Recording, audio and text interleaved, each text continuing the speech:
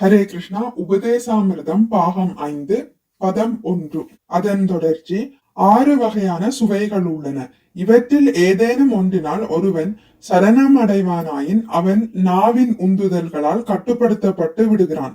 சிலர் மாமிசம், மீன், நண்டு, முட்டை மற்றும் இரத்தத்தாலும் விந்துவினாலும் உற்பத்தியாகும் மற்ற பொருட்கள் ஆகியவற்றில் கவரப்பட்டுள்ளனர்.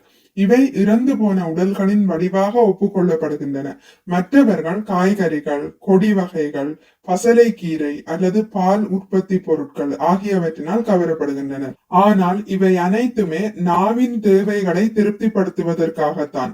புலன் நுகர்வுக்காக உண்ணப்படும் மசாலா வகை, அதிக அளவிலான மிளகாய் மற்றும் புளி ஆகியவற்றை கிருஷ்ண உணர்வை மேற்கொண்டவர்கள் கைவிட வேண்டும். வெற்றிலை பாக்கு, புகையிலை, LSD, மரிஜுவானா, அபின், சாராயம், காப்பி மற்றும் தேநீர் ஆகியவை தவறான தேவைகளுக்காக உபயோகிக்கப்படுகின்றன.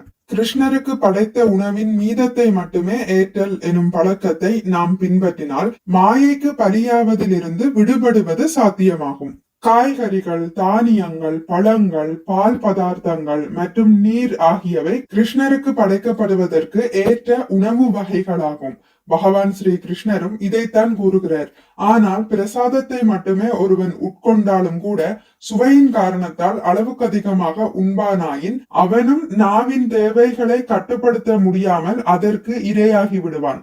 பிரசாதம் உண்ணும் போதும் கூட அறுசுவை உணவுகளை தவிர்க்க வேண்டும் என்று ஸ்ரீ சைதன்ய மகாபிரபு நமக்கு போதித்துள்ளார். அறுசுவை உணவுகளை உண்ண வேண்டும் என்ற நோக்கத்துடன் அவற்றை நாம் பகவானுக்கு படைப்போமானால் நாவின் தேவைகளை திருப்திப்படுத்தும் முயற்சியில் நாம் ஈடுபட்டவர்கள் ஆவோம். சுவையான உணவை அனுபவிக்கலாம் என்ற எண்ணத்துடன் ஒரு செல்வந்தனின் அழைப்பை ஒருவன் ஏற்பானேயானால் அவனும் நாவின் தேவைகளை திருப்திப்படுத்துவதில் ஈடுபட்டவன் ஆவான். சைதன்ய சரிதாமிர்தத்தில் அந்திய லீலை 6.227 பின்வருமாறு குறிப்பிடப்பட்டுள்ளது. ஜிஹ்வார லாலஷேயை இதி உதிதாய சிஷ்ணோதர பராயண கிருஷ்ணனாஹி பாய. தனது ருசியை திருப்திப்படுத்துவதற்காக இங்கும் அங்கும் ஓடுபவனாலும் தனது வயிறு மற்றும் பாலுறுப்பு ஆகியவற்றின் திருப்தியில் எப்பொழுதும் பற்று கொண்டிருப்பவனாலும் கிருஷ்ணரை அடைய முடியாது. ஏற்கனவே குறிப்பிடப்பட்டது போல் நாக்கு, வயிறு மற்றும் பாலுறுப்பு ஆகியவை ஒரே கோட்டில் அமைந்துள்ளன. அவை ஒரே பிரிவை சார்ந்தவையாக உள்ளன. பால நா காய்பே ஆர பால நா பரிபே. ஆடம்பரமான உடைகளை அணியக்கூடாது. மிகவும் சுவையான உணவு வகைகளை உண்ணக்கூடாது. சைதன்ய சரிதாமிர்தம் அந்திய லீலை 6.326 என்று பகவான் சைதன்யர் கூறியுள்ளார். இந்த ஆராய்ச்சிக்கு ஏற்ப வயிற்று நோய்களால் துன்புறுபவர்கள் வயிற்றின் உந்துதல்களை கட்டுப்படுத்த முடியாதவர்களாகத்தான் இருக்க வேண்டும். தேவைக்கு அதிகமாக நாம் உண்ண விரும்பும் போது தானாகவே நாம் பல அசௌகரியங்களை உண்டாக்கி கொள்கிறோம். ஆயினும் ஏகாதசி மற்றும் ஜன்மாஷ்டமி போன்ற விரத நாட்களை நாம் அனுஷ்டிப்போமானால் வயிற்றின் உந்துதலில் இருந்து நம்மால் விலக முடியும். பாலுறுப்புகளின் உந்துதல்களை பொறுத்தவரையில் 2 உள்ளன. ஒன்று ஏற்புடைய பாலுறவு, மற்றது தவறான பாலுறவு. ஒரு மனிதன் சரியான பக்குவ நிலையை அடையும் போது அவன் சாஸ்திர விதிகளுக்கு ஏற்ப திருமணம் செய்து கொண்டு நல்ல குழந்தைகளை பெறுவதற்காக அவனுடைய பாலுறுப்பை உபயோகிக்கலாம். அது சட்டபூர்வமானதும் சமயத்திற்கு ஏற்புடையதும் ஆகும். இல்லையெனில் பாலுறுப்பின் தேவைகளை திருப்திப்படுத்துவதற்கு அவன் பல செயற்கை முறைகளை மேற்கொள்ளக்கூடும். சாஸ்திரங்களில் வகைப்படுத்தப்பட்டு இருப்பதை போல அல்லது உண்மையாகவே உடலுறவு கொள்வதாலோ அல்லது செயற்கை முறைகளால் பாலுறுப்பை திருப்திப்படுத்துவதாலோ ஒருவன் தீய உடலுறவு வாழ்வில் ஈடுபடும் போது அவன் மாயையின் பிடிக்குள் சிக்கிக் கொள்கிறான். இவ்வுபதேசங்கள் குடும்பஸ்தர்களுக்கு மட்டுமில்லாமல் தியாகிகளுக்கும் அல்லது துறவை மேற்கொண்டவர்களுக்கும் பொருந்தும்.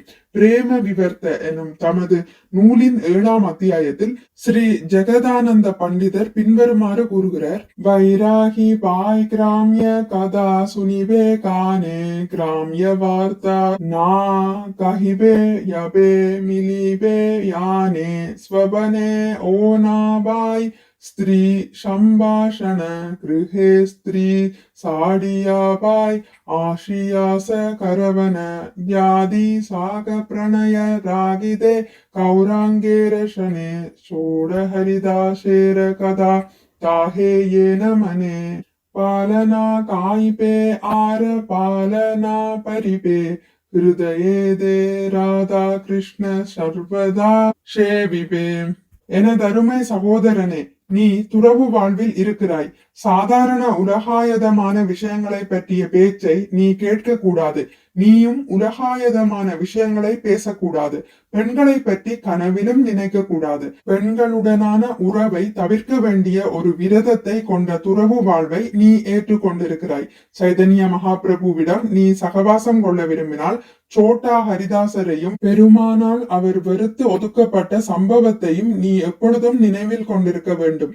சுகம் தரும் இனிய உணவுகளை உண்ண வேண்டாம். ஆடம்பரமான உடைகளை அணிய வேண்டாம்.